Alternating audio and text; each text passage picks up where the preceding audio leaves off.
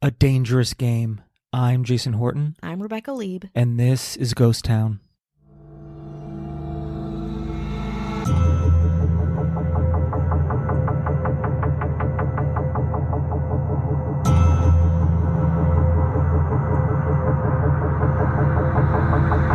Today we'll be talking about a board game, but not just any board game.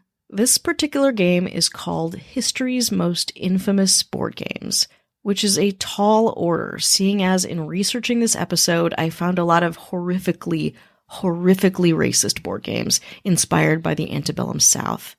And yet, here we are, talking about Juden Raus, a German-made cross and circle game that translates in English to mean out with the Jews, or more succinctly, Jews out.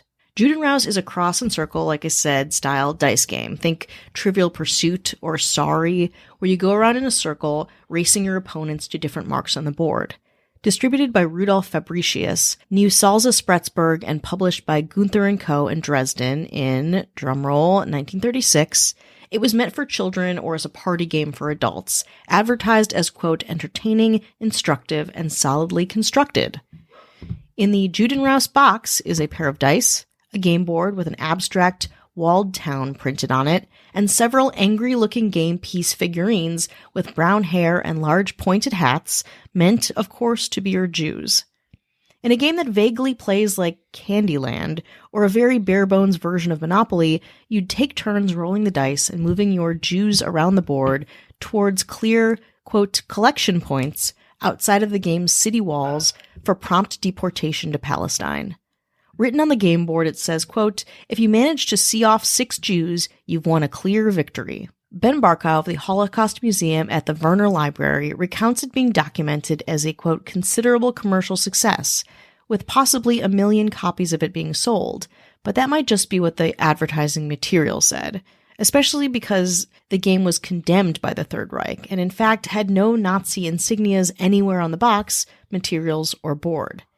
The SS published a negative review of the game in Das Schwarze Korps, I'm sure I said that wrong, the SS's official newspaper, in December of 1938, saying it was a crass attempt by Rudolf Fabricius, the game's distributor, to capitalize on the serious problem of Jews in Germany.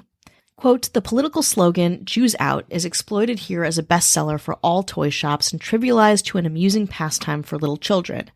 We're not slaving away towards the solution of the Jewish question to relieve able toy makers of their worries about a big seller or to help children with an amusing little game, end quote. Which kind of goes to show how obtuse the party, or the SS, was. I'd imagine that enjoying a game like Juden Raus would, and likely did, further entrench anti-Jewish sentiment in German citizens. It's a good thing for Nazis trying to ethnically cleanse their totalitarian country, right? Let's get out of Nazi Germany, if only for a minute, with a little break. A more contemporary article than the official SS rag published by the International Board Game Studies Association reviews the game, saying, quote, Juden Raus shows that after decades of propaganda, anti-Semitism was so deeply rooted in German society in the 1930s that someone thought it would be a good subject for a children's game. Racism is present in many board games. Juden Raus is unique in its portrayal of how racism manifests itself in society and is a terrifying example of the banality of evil. There are many areas of the world where such a game might still find a receptive audience. Juden Raus is a warning to us all. Of course, I immediately went to eBay to see if the game was being sold and for how much and by whom. I am relieved to say that it is not for sale anywhere that I can see. In fact, the game is extremely rare. So rare that the Werner Library only has 2 copies.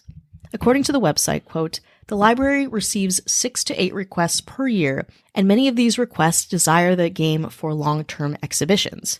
There's also an active debate on their site whether they should make replicas of the game for loan-out purposes or not.